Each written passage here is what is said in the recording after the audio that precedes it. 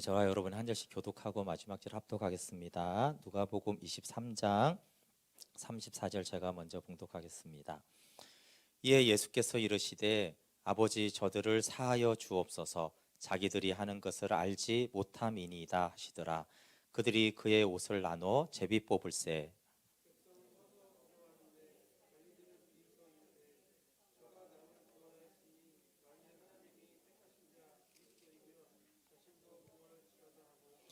군인들도 희롱하면서 나와 신포도주를 주며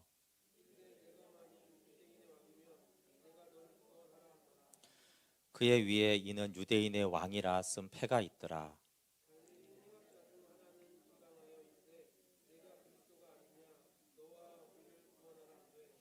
하나는 그 사람을 꾸짖어 이르되 내가 동일한 정죄를 받고서도 하나님을 두려워하지 아니하느냐.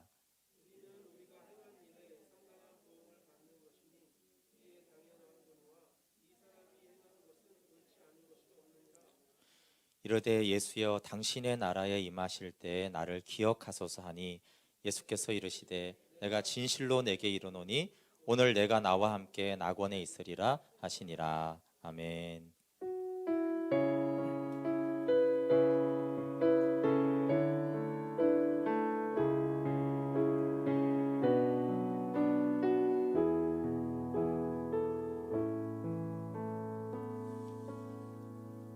네, 우리 코로나 기간이 길어지고 있지만 하나님을 경외함으로 더 갈급함으로 주님을 찾으면 좋겠습니다. 네, 우리 지난주 부활주일이었는데요. 오늘은 또 교회 창립주일이기도 합니다. 우리는 십자가양이 마땅하다라는 복음의 말씀으로 함께 나누려고 합니다.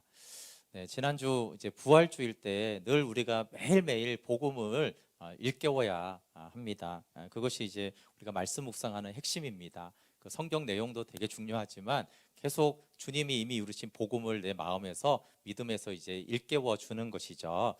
네, 그거 안에서 한 가지가 뭐냐면 너희가 복음을 받았고 복음 안에 있다라는 것을 늘 일깨우는 거예요. 그리고 종말의 승리를 현재로 주시는 주님을 의지하라고 했는데 종말의 승리를 마지막 때 그 승리를 어떻게 현재로 주시는가라고 했을 때 사실은 어렵지만 굉장히 쉬운 원리인데 하나님은 영원하신 하나님이세요.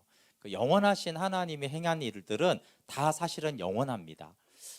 이 부활만이 영원한 것이 아니라 하나님이 우리에게 행하신 모든 일이 다 영원해요. 그래서 당연히 이제 구원의 복음은 영원할 뿐만 아니라 여러분 하나님이 내가 이제 기도해서 또 하나님께서 나를 질병에서 치유해 준 부분이 있잖아요.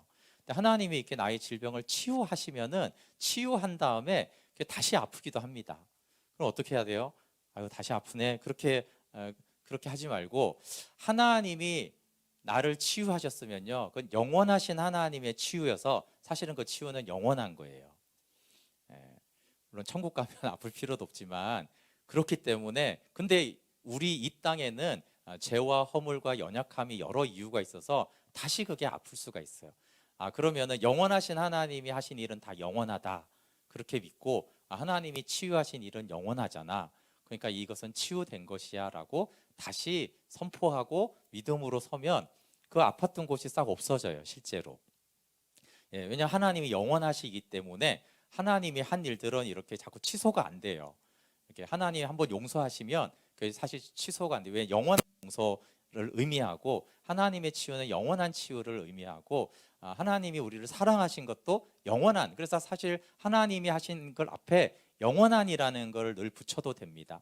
그러니까 하나님 우리가 복음을 받아들일 때 내가 제 사함에 감격이 있을 때 내가 예수님과 함께 십자가에 못 박혔구나, 그리고 그분과 함께 이렇게 일으킴을 받았구나라고 했을 때요, 그때 그 믿음은 하나님이 주신 믿음이기 때문에 영원한 믿음인 것이에요.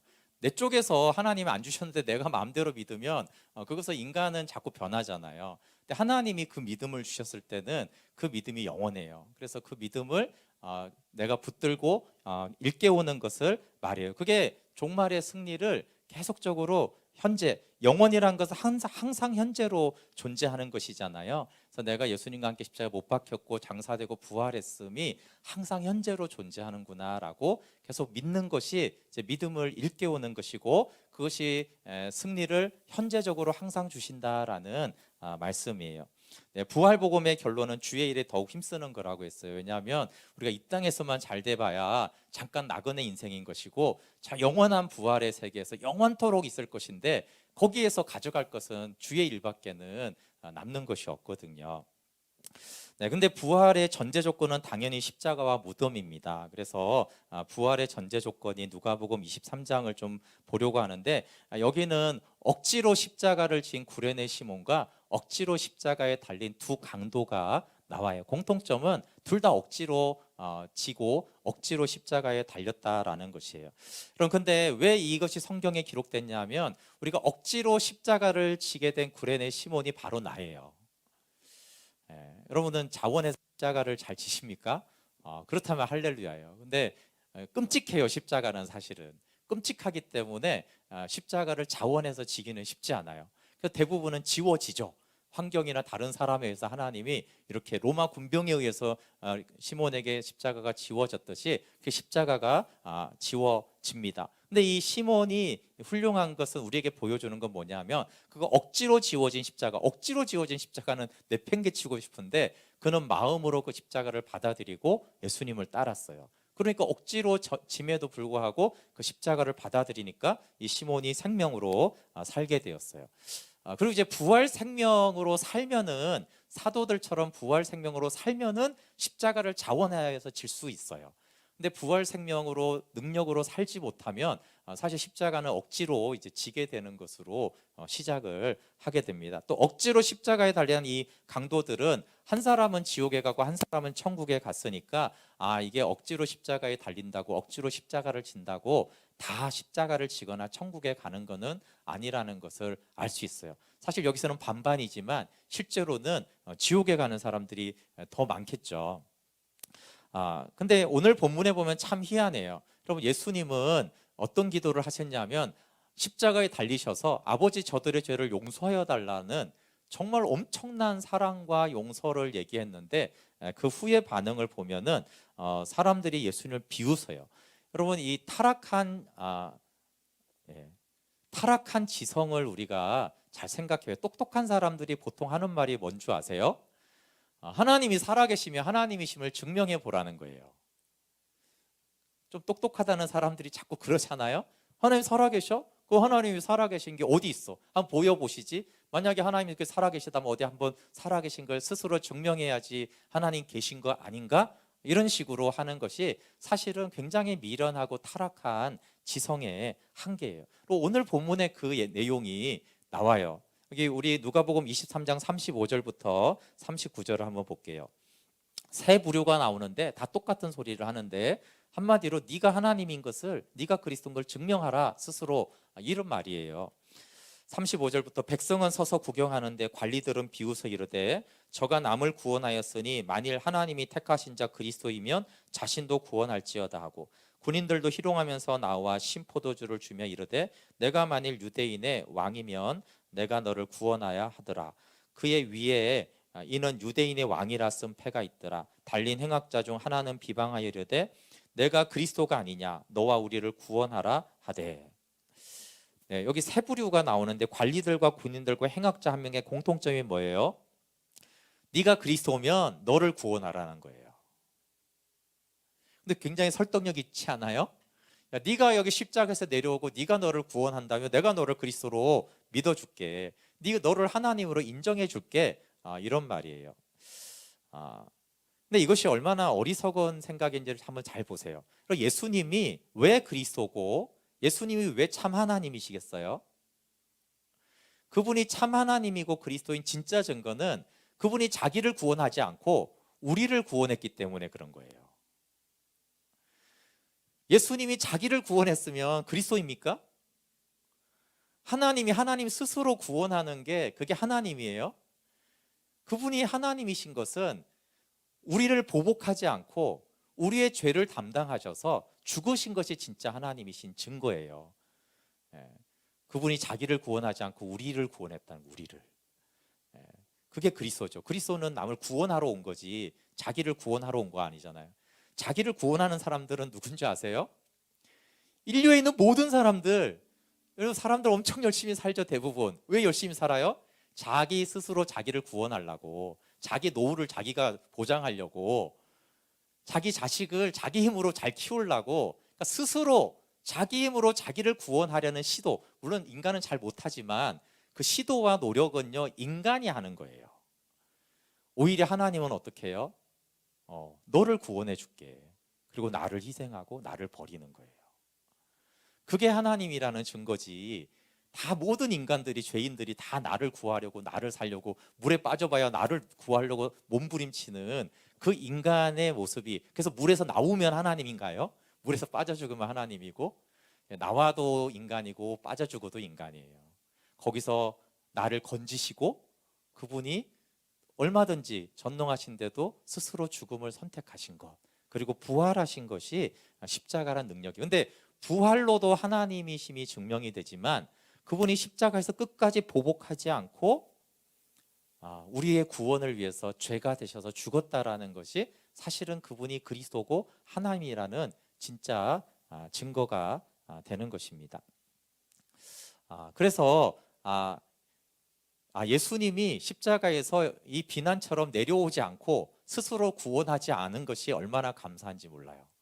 근데 다수의 사람들은 어떻게 생각했다고요? 내려오면 내가 저 사람이 그리스도인 걸 믿겠다고 했는데요, 유일하게 그분이 십자가에 계속 달려있기 때문에 저분이 그리스도구나, 저분이 하나님이구나를 안 유일한 한 사람이 있는데, 오늘 주인공인 억지로 십자가에 달린 행악자 한 사람이에요. 이름이 없으니까 비타드라고 합시다. 우편강도인지 자편강도인지 성경이 안 나오기 때문에. 여러분, 이 억지로 십자가에 달린 한 강도는 세 부류하고 달랐어요. 내려오지 않는 그 예수님이 그리스도고 하나님인 것을 알았어요. 이게 오히려 하나님으로부터 오는 지혜입니다.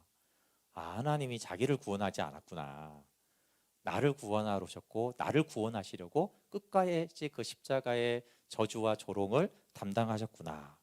그러면 이제 먼저 우리가 내가 이제 십자가에 달린 행악자인 것을 알아야 되죠. 그럼 억지로 십자가에 달렸다라는 것은 무엇을 말합니까? 억지로 우리에게는 고통과 고난과 상처와 배신과 조롱과 질병과 같은 것들이 옵니다. 억지로 와요. 내가 원하지 않게. 근데 그 억지로 오는, 내가 원하지 않는 그것이 십자가예요. 십자가는 내가 원하지 않는 것입니다. 그래서 이 십자가에 달린 두 행악자는 바로 나의 모습이고 나의 삶이고 나의 고통의 상태를 말하는 거고, 내가 달린 십자가예요. 근데 여기 십자가에 달린 두 사람은 두 가지를 알고 인정했어야 되는데, 첫 번째는 우리가 내가 행악자라는 걸 인정해야 돼요. 성경은 행악자라고 나오지만 아무리 십자가에 달려도 나는 행악자가 아닌데 이러면 이제 소망이 없는 것이죠. 행악자가 아닌 것은 어떻게 증명이 됩니까? 나는 악하지 않다, 죄인이 아니다, 이렇게 나오지 않고요, 탓하는 걸로 나와요.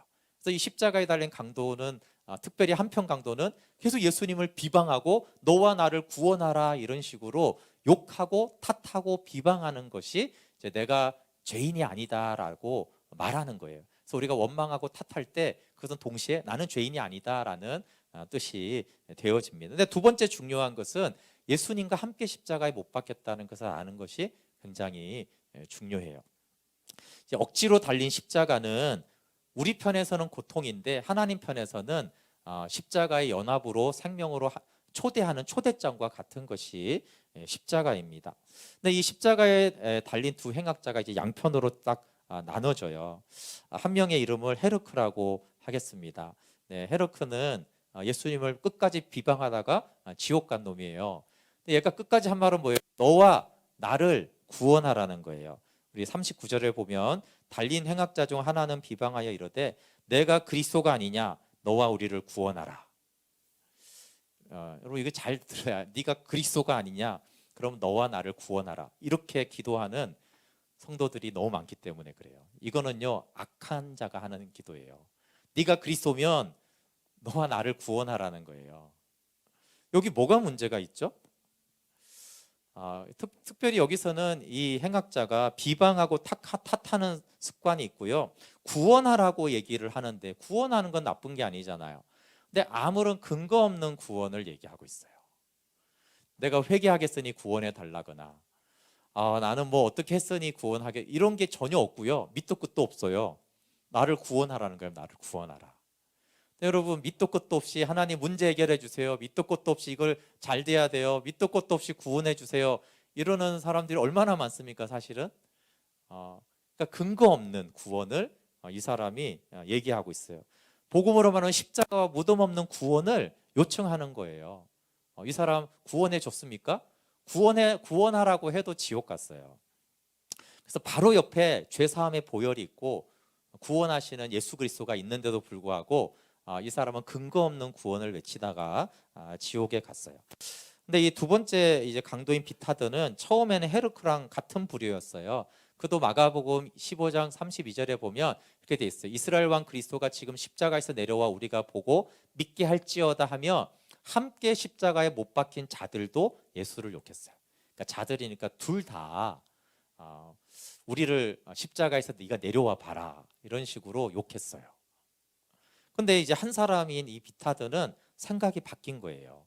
비방을 멈추고 욕을 멈추고 나를 구원하라는 이런 근거 없는 요구를 멈추었어요. 왜 그랬냐면 이 한 사람은 자신의 고통에 계속 집중했어요. 헤르크는. 그러니까 내가 내 고통에 집중하니까 근거도 없이 예수님 못 박았나요? 근데 자꾸 예수님한테 구원하라고 쓸데없이 근거 없이 그래요. 그런데 이 비타드는 처음에는 너무 아프고 힘들고 막 고통스럽고 억울하니까 욕하고 비방을 하고 예수님까지 욕하다가, 근데 그 예수님을 욕하다가도 그 사람을 보잖아요. 예수님을 지켜보니까 저분이 뭔가 다르다라는 것을 알았어요. 저분이 사실은 십자가에 달리는 모든 여정을 지켜보았죠. 그리고 우리가 오늘 본문에서 처음에 어디를 봤어요? 34절에 뭐라고 나옵니까? 예수님이 아버지여 저들을 사하여 주옵소서 자기들이 하는 것을 알지 못하다, 이 기도를 들었어요. 그러니까 예수님이 십자가 달리는 모든 여정이 안 그래도 조금씩 이상하긴 했어요. 그런데 예수님이 저들의 죄를 사해 달라는 기도를 했어요. 그럼 십자가에 세 사람이 달려 있습니다. 예. 누가 가장 억울해야 될까요? 두 사람은 행악자고 강도예요. 예수님은 재판 과정부터 다 누명을 써가지고 음모에 의해서 억울하게 십자가에 달렸어요. 지금 세 사람 중에 욕하고 분노하고 비방하고 이 나쁜 놈들 해야 되면 지금 누가 지금 소리를 계속 고래고래 질러야 되겠어요? 사실은 예수님은 그럴 자격이 있어요. 이 나쁜 놈들아, 네가 거짓 증인했고 이 저주받을 놈들아, 막 이래야 되지 않겠어요? 근데 참 희한하게 양쪽 강도들은 자기가 강도 짓을 하고 그래도 어쨌거나 이제 사형은 너무하다 이거예요. 내가 나쁜 짓을 했지만 뭐 10년형 이런 거야지 지금 사형에다가 십자가형은 너무하다고 지금 고래고래 욕하고 막 예수님 욕했는데 군인들 욕 안 했겠어요? 근데 가장 욕해야 될 예수님은요 비방하지 않아요. 이상하게. 심지어는 고통이 너무 커서 십자가에서 비명을 안 지를 수가 없어요. 근데 고통에도 침묵해요. 그리고 오직 그분의 입에서 나오는 거는 용서하는 거예요. 지금 다 십자가 달린 두 강도 욕하고 있을 때 용서하여 달라고 하는 거예요. 이것이 하나님이 십자가에 달린 방법이고 이게 그분이 하나님이라는 증거예요.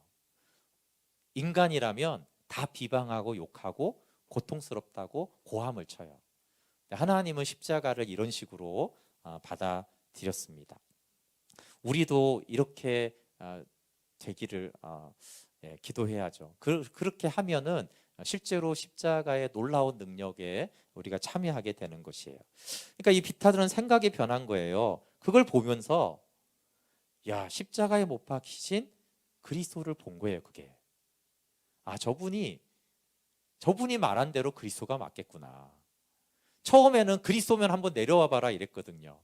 근데 지켜보니까 저게 내려오는 게 그리스도가 아니고 바로 저 모습이 그리스도의 모습이다. 저분은 또 하나가 죄가 없는데 어떻게 저렇게 십자가에 달려있고 죄 용서를 기도하지? 죄 용서함을 주시는 저 기도가 진짜라는 것을 그는 발견하면서 그분이 참 하나님이신 것을 보게 된 거예요. 그래서 처음에는 뭘 구했냐면 표적을 구한 거예요.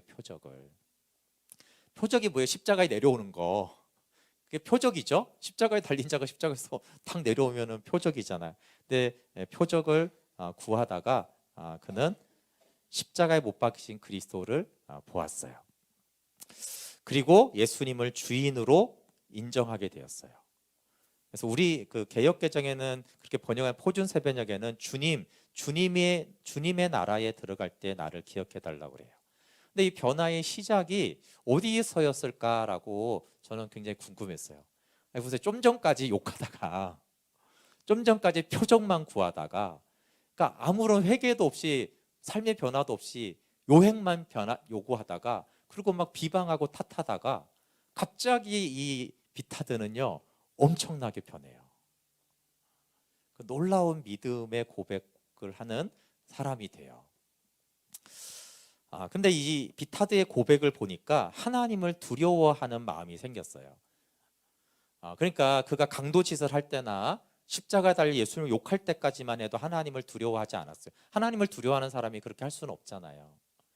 근데 하나님 무서운 줄을 몰랐어요. 그런데 십자가형을 선고받고 십자가에 못 박힌 후에 비로소 하나님 앞에서 자기를 보게 됐어요. 그러니까 예수님을 통해서 보게 된 거죠. 하나님을 인식하기를 시작하고 자신이 얼마나 죄인인 것과 함께 하나님을 두려워하게 되었어요. 우리 40절 말씀 한번 볼게요. 23장 40절에 하나는 그 사람을 꾸짖어 이르되 내가 동일한 정죄를 받고서도 하나님을 두려워하지 아니하느냐. 동일한 정죄는 십자가형이에요. 그렇죠? 네가 십자가형을 받고서도 하나님을 두려워하지 않느냐. 좀 전까지 예수님을 비난하던 그가 하나님을 너는 두려워하지 않느냐라는 거예요. 그 말은 나는 이제 하나님이 두려워졌어 이 말이에요. 나는 하나님이 두려워졌어. 여러분 고통과 비참함으로 하나님을 두려워하게 되는 것이 생명으로 가는 변화의 시작입니다. 사건 사고가 일어나고 고통이 오고 막 욕이 나올 그 정도 상황에서 오히려 이거 하나님을 두려워할 상황이구나 라고 인지하는 것이 생명으로 가는 첫 번째 변화예요. 비타드는 사형 선고와 십자가형을 통해서 뭘 보았겠어요? 인간의 재판과 인간의 처벌이 이 정도면 하나님의 심판대 앞에서의 선언과 지옥의 형벌은 어떠할까를 생각해 본 거죠. 그러니까 이 십자가형만 해도 지금 막 끔찍한데 하나님의 심판대 앞에서는 더 죄인이고 더 엄한 고통이 있을 거라는 것을 본 것이죠. 훨씬 끔찍할 거다라는 것을 인지하면서 그는 하나님을 두려워하게 되었어요. 여러분 고통과 고난을 통해서 하나님의 심판과 지옥을 보는 것은 은혜예요. 조나단 에드워즈가 만약에 여기 있는 사람들이 지옥에 딱 1초만 갔다 온다면 절대로 죄를 지지 않을 거라고 그랬어요. 얼마나 그 두려움을 통한 하나님을 경외함에서 사실은 우리의 삶이 가장 많이 변화되는 요소가 되는 것이죠. 기독교 강요에서도 칼빈이 이런 말을 많이 했어요. 하나님의 심판대 앞에서 죄인임을 자각하는 자가 은혜를 알게 된다. 하늘 재판관 앞에서 자기의 죄를 인정하지 않으면 복음은 어리석고 무력하게 된다. 심판을 알면 행위의 의, 자기 자랑, 교만은 저절로 사라지고 믿음의 의, 은혜를 알게 된다. 그리고 위대한 믿음의 사람들도 다 무덤에 들어갈 때 그 자만심이 꺾이고 모든 것이 위선이었다는 것을 깨달았다. 그리고 하나님의 심판을 인식하고 그 말은 하나님을 두려워했다는 것과 똑같고 그것이 하나님 우리가 경외했다라고 말하죠. 보통 두려움이란 단어들이 좀 안 좋게 쓰이기 때문에 하나님을 두려워하는 것을 우리는 하나님을 경외한다 이렇게 말해요. 그러니까 하나님을 경외하는 마음이 복음을 받아들이는 가장 좋은 마음인데 칼빈이 그렇게 말했는데 이 비타드가 하나님을 두려워하기 시작했어요. 그러니까 하나님을 두려워하니까 그의 영혼의 변화가 나타난 것이죠. 여러분 이 하나님을 경외하는 것에 대해서 한번 말씀을 나누면 좋겠는데 하나님을 경외하는 자에게 하나님이 주시는 복을 요즘에 인터넷에 검색이 되시니까 경외 이렇게 성경에 들어가 찾아보세요. 경외라는 단어가 엄청 두려워 이렇게 엄청 떠고요. 경외하는 자에게 하나님이 주시는 복은 성경에 정말 끝이 없어요. 끝이 없어요. 지혜와 영광과 재물과 치유와 모든 것을 나를 경외하는 자에게 내가 주겠다 이렇게 돼 있어요. 그래서 우리가 하나님의 역사하심을 맛보지 못하는 것은 우리가 하나님을 너무 두려워하지 않아서 그래요.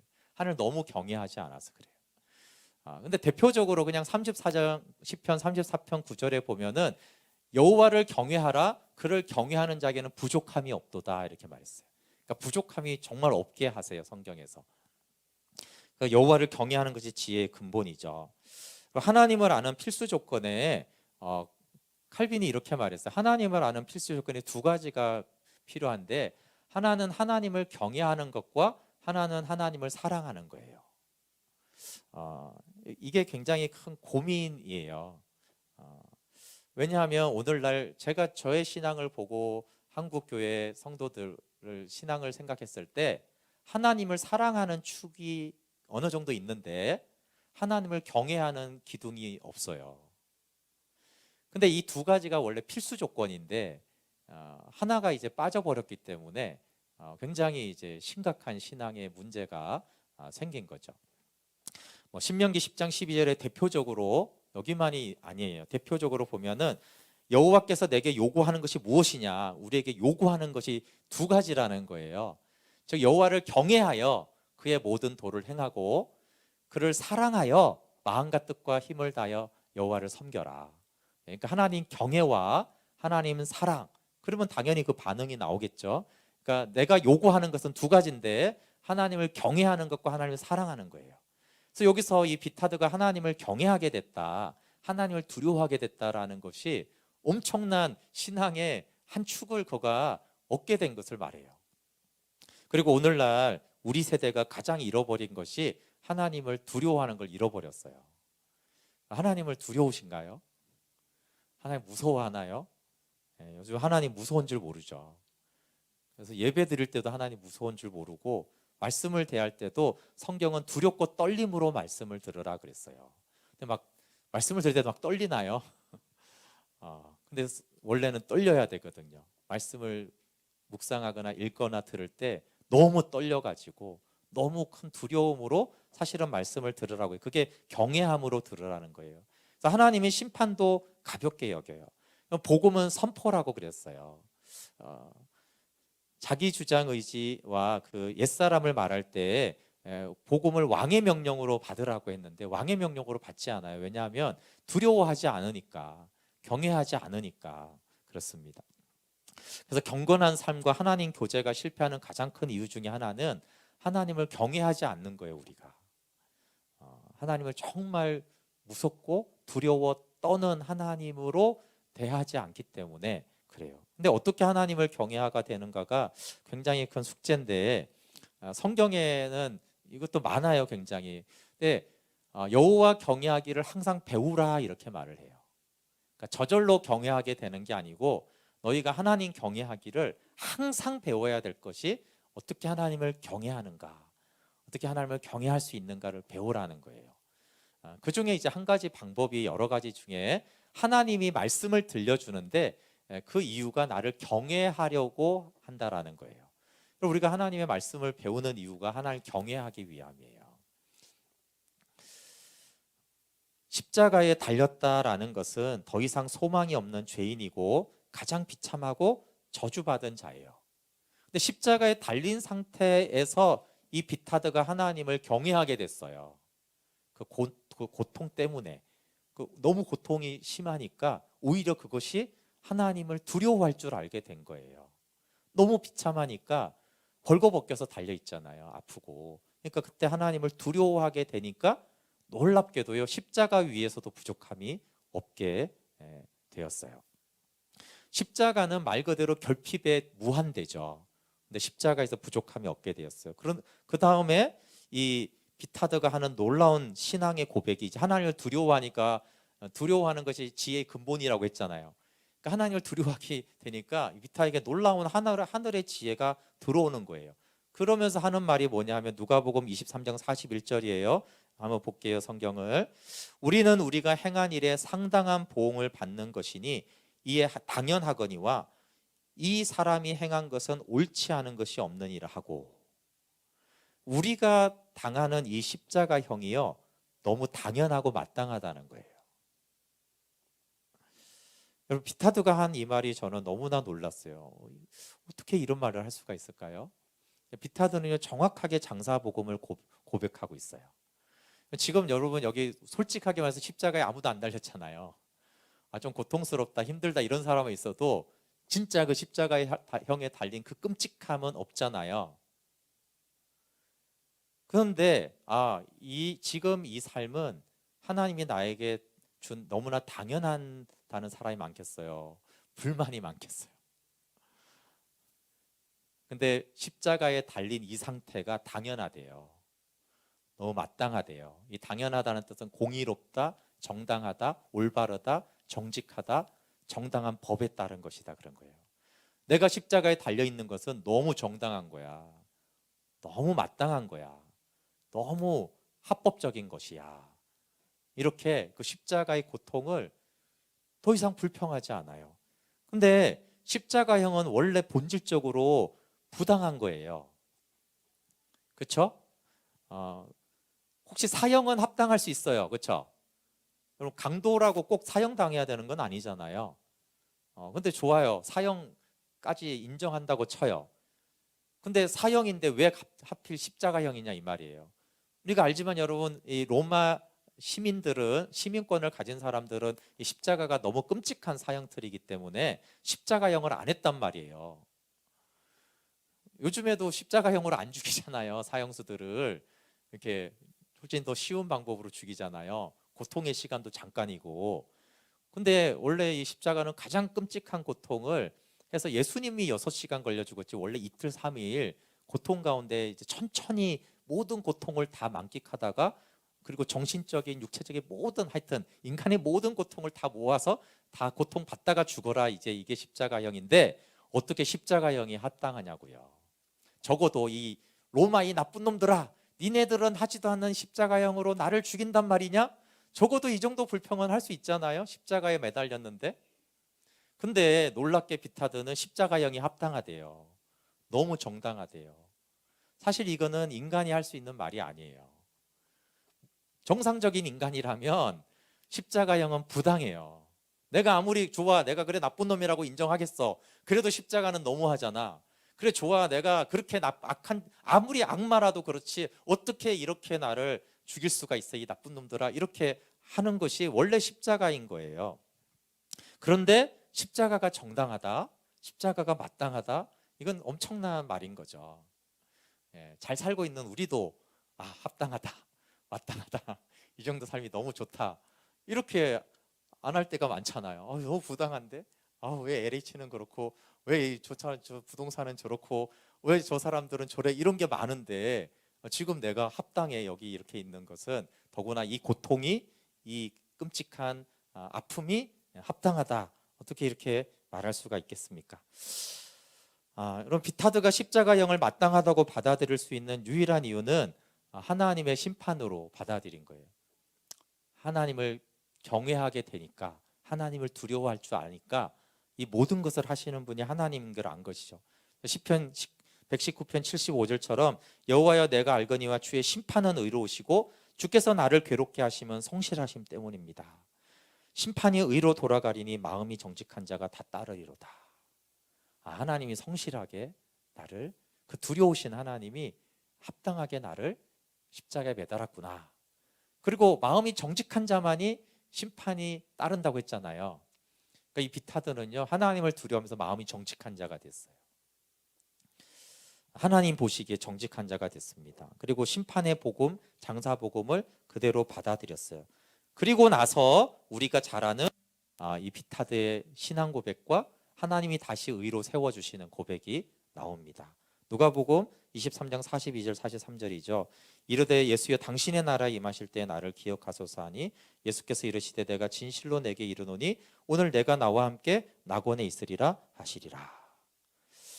참된 신앙 고백이 있었고 오늘 낙원에 있게 된다는 것은 무슨 뜻이겠어요?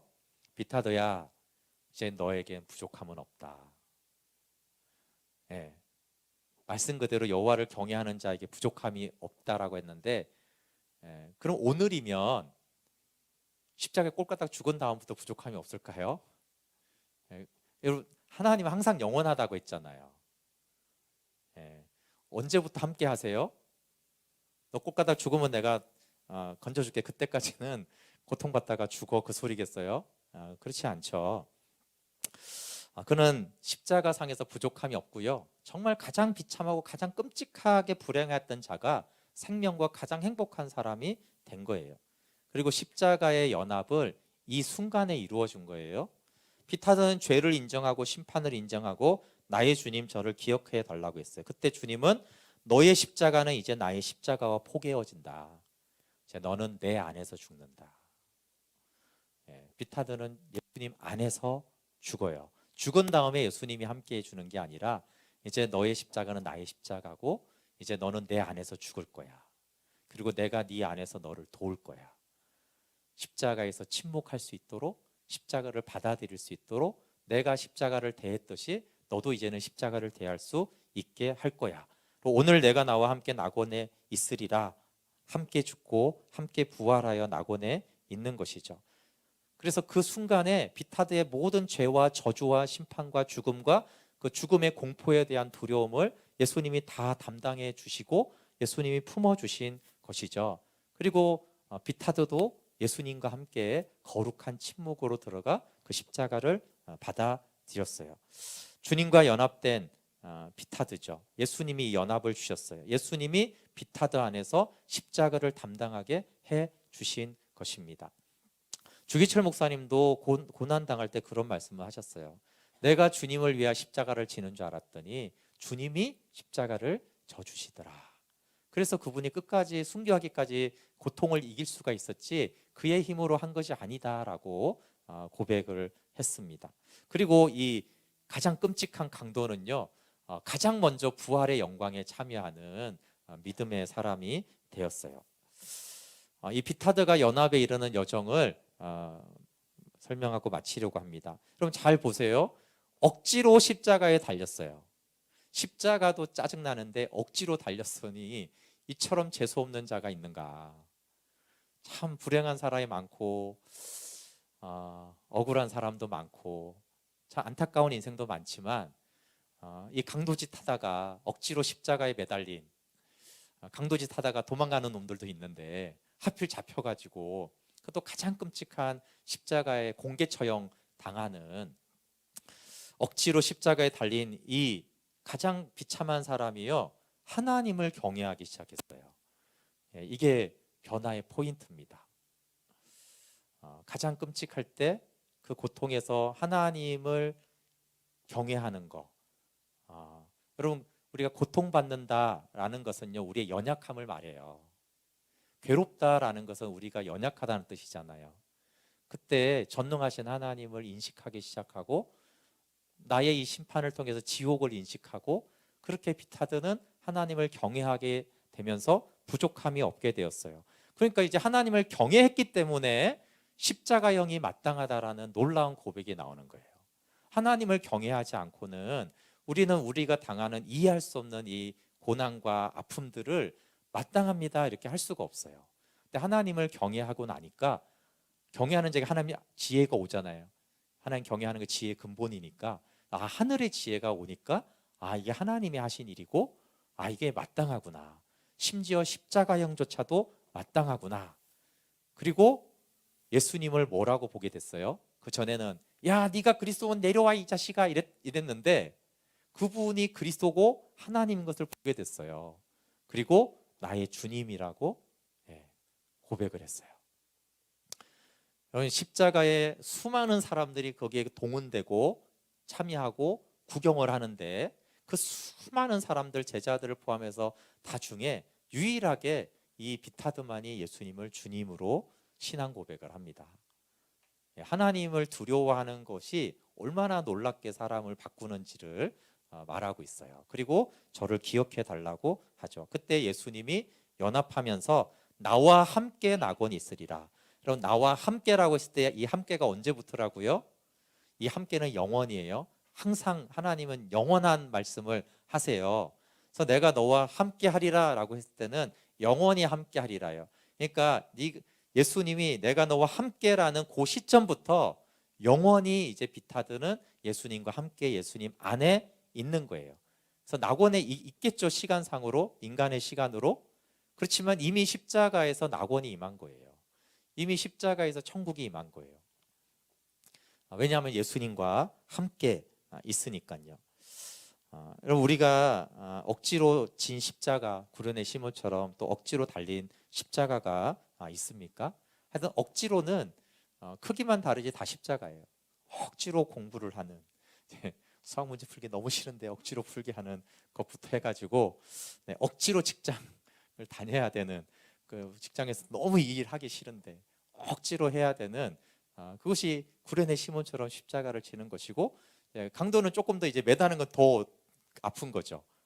막 진짜로 남이 봐도 너무 고통스럽고, 너 얼마나 힘드냐, 얼마나 상처받았냐 하는, 그것이 억지로 십자가. 누가 뭐 일부러 상처받고 싶은 사람 누가 있어요? 억지로 그렇게 너무 고통스러운 상황이 되는 것이 억지로 지고 억지로 매달린 십자가예요. 여기 이제 숙제가 있습니다. 억지로 달린 십자가가 우리가 하나님을 두려워하는 통로가 되면 좋겠어요. 십자가 자체는 좋은 게 아니에요. 예수님도 십자가 자체가 좋다 이러진 않으셨어요. 비타드도 십자가에 매달린 것 자체가 좋다 이렇게 말한 건 아니에요. 근데 그 십자가로 인해서 하나님을 두려워하게 되었어요. 근데 헤르크는 어떻게 됐다고요? 옆에 한 놈은 전혀 그 고통 중에 하나님을 두려워하지 않고 끝까지 예수님 욕하다가 지옥 갔어요. 그러니까 모든 사람이 고통받는다고, 모든 사람이 아프고 힘들다고 하나님을 두려워하게 되는 건 아닌데, 그렇지만 이 고통은 다시 말하자면 우리가 얼마나 연약하고 먼지와 같고 헛것과 그림자 같은지를 인식시켜 주는 거잖아요. 내가 한계가 있고 내가 연약하고 나는 정말 피조물이라는 게 이제 고통이 가져다 주는 인식이에요. 누가 고통일 때 나는 하나님 같다 이러는 게 어디 있어요? 다 그때 하나님을 인식하고 하나님을 두려워하는 것, 연약할 때 전능하신 심판주를 인식해야 됩니다. 그렇지만 이게 억지로기 때문에 우리 가운데 어려움이 있어요. 억지로기 때문에 원망하고 불평하는 것도 이해할 수 있어요. 비타도도 처음에는 그랬어요. 그렇지만 이 고통 중에 정말 생각해 보니까 내가 죄인인 게 맞고 하나님을 두려워하는 것이 맞다라는 거예요. 그러고는 비타드는 예수 그리스도를 복음으로 받아들이게 되었습니다. 여러분, 억지로 달린 십자가로 인해서 하나님을 경외하면 억지로 달린 십자가에서도 부족함이 없어요. 이게 결론입니다. 억지로 달린 십자가로 인해서 하나님을 두려워하게 되어지면 억지로 달린 그 십자가에서도 부족함이 없도록 하나님이 함께 하시고, 이 비타드는 정말 그 우리에게 복음을 잘 알려주는 한 사람이 되었어요. 어떻게 비참한 인생을 사는 한 인간이 어떻게 놀랍게 부족함이 없는 그 과정에서 하나님을 경외함으로, 마땅하다고 함으로, 그리고 예수님을 이제 나의 주님으로, 좀 전까지 저주하다가 그런 믿음으로 어떻게 그 고통 가운데 정말 생명에 참여하게 되는지를 우리에게 말씀해 주고 있습니다. 우리 함께 찬양하고, 하나님, 우리도 나의 고통, 나의 연약함, 나의 한계를 통해서 하나님을 두려워할 줄 아는 주의 백성이 되게 해 주십시오. 그래서 비타드처럼 나의 십자가가 주님의 십자가에 포개어질 때, 그때 부족함이 없는 그것으로 인도하여 주십시오. 이렇게 찬양하며 기도하도록 하겠습니다. 주보혈 날 정결케 하고, 주보혈 날 정결케